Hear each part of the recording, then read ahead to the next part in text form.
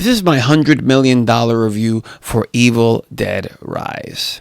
I've been a big fan of this series since my teen years, and the entry point for me was Evil Dead 2. I think it was on cable. I had watched it. I very much enjoyed it. I think it was the whole thing of it having some comedy along with the horror made it a lot more digestible for me. I've always been a big fan of horror movies, but with me, like, images stay kind of burned in my mind from horror movies. Scenes from The Exorcist or scenes like from Hellraiser. One of the first movies that did this when I was younger was Dawn of the Dead, the George Romero movie. And The Grudge was another one, the Japanese version, Ju-on. I still would, take some apprehension with watching horror, even though I enjoy watching it. I enjoy being scared. And even to this day, I have to sometimes sleep with a light on because, like I said, once I close my eyes or once things get quiet, some of those images tend to come up. And, it gives me a little trouble sleeping. Like I said, with Evil Dead 2, which was my entry point into this entire series, the Evil Dead series, it had comedy, it was fun, and it also had the horror elements. So, like I said, it was more palatable for me. But ever since then, I've thankfully gotten to see the first Evil Dead, which is still amazing that this movie, with such a low budget, I mean, when you see the movie, you can see the movie sets, you can see no ceiling where they would shoot some of the scenes. And it's become like this global kind of franchise over time. And I find that amazing. Evil Dead 1, I've heard from some older folks that at the time that it came out, it was very shocking, very disturbing because of the images in the movie. Like I said, I enjoyed Evil Dead 2. Army of Darkness was very full-on comedy with some horror.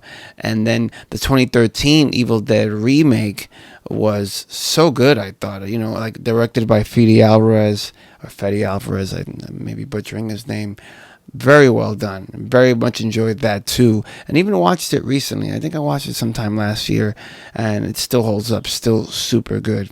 And then we got my personal favorite from this entire series so far, which is the Ash vs. Evil Dead TV show. I really enjoyed that. It also gives some backstory on the Deadites, some of the kind of the creatures that you see in this kind of Evil Dead universe. So enjoyable. Like I said, if you're a fan of Evil Dead or if you're a new fan, go check out that Ash vs. Evil Dead TV series. Super good. It was on Netflix for a while, but I don't think it's on there anymore. It might still be, I'm not sure. But now we come to Evil Dead Rise. This was another great time in theaters. A movie that was supposed to be originally set for streaming, where at Warner Brothers, at the execs, they saw what we had and it was like, no, we're going to put this out in theaters. This has been the most successful Evil Dead movie to date. I'm recording this on May 9th, but around the May 5th date of 2023, the movie globally made over $100 million. And it's only been in release, I think, 3 to 4 weeks. So that's really, really good for this movie and for this franchise, which hopefully, will continue, and I'm sure it will. And hopefully they'll make as good as this entry or even better entries to come. But now let's get into this review here and things that I liked and some things that I didn't like. What I liked is that there were lots of homages to the previous films, to the movies with Ash, such as the Come Get Some line. There's a chainsaw in Evil Dead Rise. There is also the main hero, and as a woman, she gets her hand hurt. The violence, what the series is known for, the gore, the violence, it's brutal. It gets in your face. It's very slimy and a lot of liquids. Very I would say rebellious a little bit. I don't know, I don't know how, but I kind of get a little bit of a rebellious kind of energy, and of course that's in this movie in spades. Now the main star of the film, who is really the highlight of the movie, her name is Alyssa Sutherland, and she was in Vikings.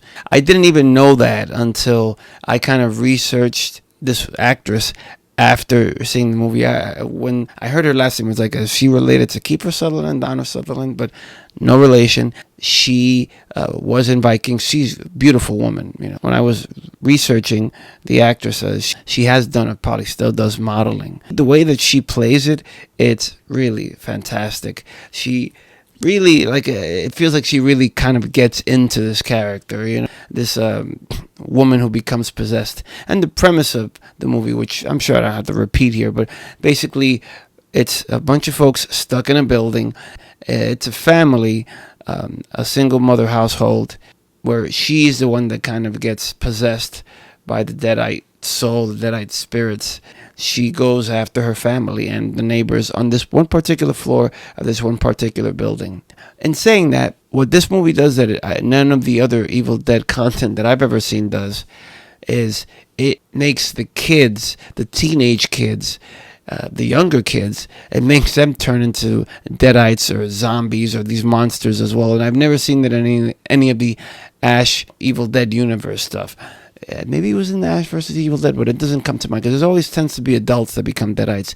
But in this one, it was these teenagers. I thought that was a cool change. These teenagers in this one apartment, they see their mother becoming this creature, and then of course they just want to help and stuff like that. But then the main hero, who is the sister of the single mother with her family, she comes to visit, and then that's when all this goes down. So that was definitely different in terms of these teenagers turning into deadites. One of my complaints with the movie was it doesn't do a good job, and this is from all of like watching all this Evil Dead content over the years, but the movie doesn't do a great job of like explaining how is it that one becomes a deadite. Is it an exchange of fluids? Is it if you swallow a piece of the deadites? Okay, there were these two teenager kids, right? One kid just kind of got like scratched by one of those tattoo devices. I don't know what they're called, but it's like this sharp device.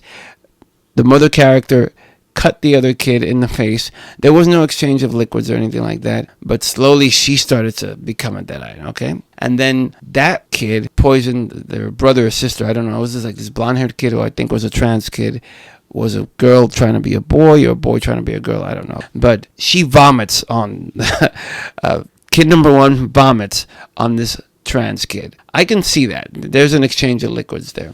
But like I said, I'm still confused of how that first kid became a deadite. Other neighbors that are killed, like one swallows a piece of a deadite, and we've seen that in previous movies where, you know, if you swallow a piece of a deadite, you become one. But still, I confused with how that first kid, the one with the black hair, this girl became a deadite. I didn't understand, and that wasn't very clear to me. That's my complaint there. Also, when I see this movie, you know, it's making its money. Like I said, it's made over $100 million in the box office. But when I go on TikTok and I see other people posting about it, or like a bunch of people posting about it, like I just feel like it's catching popularity amongst the audience. One of the things that I saw on TikTok several times was the main opening title, where there's this one deadite woman in a camp setting. She comes out of the lake, out of this water, and then the main titles come from behind the tree line, and they just rise up slowly, and then that was very cool. The main actress, Alyssa Sutherland, she, on her own TikTok, was posting a lot of the kind of behind the scenes and the making of, and that was cool. And as you know, with any of these social media services, once you kind of start liking a post, they'll send you more of the same. So I got to see a bunch of that. Another great thing that I saw on TikTok regarding the movie was the director, Lee Cronin, who I've never heard of before, talking about, and I didn't notice it until, like, they mentioned it in the movie, and I didn't notice it until after, when he started to talk about it. It was that there are 3 Necronomicon books, which I found very cool. So it's the one with the kind of the face on it that's been in all the Evil Dead movies, and then in the 2013 movie there was one book that was particularly unique to that movie, and in this movie there's a 3rd book that's unique to this movie. There have been rumors about possibly a sequel that can star Ash, that can star the main actress from 2013 Evil Dead movie, and even the heroine that's in this movie, which I thought was very cool. Another thing that I thought was super cool is I'm a big fan of soundtracks, of original music scores. On this my podcast, I have done a mixtape before. You can find that at paulhasfun.com.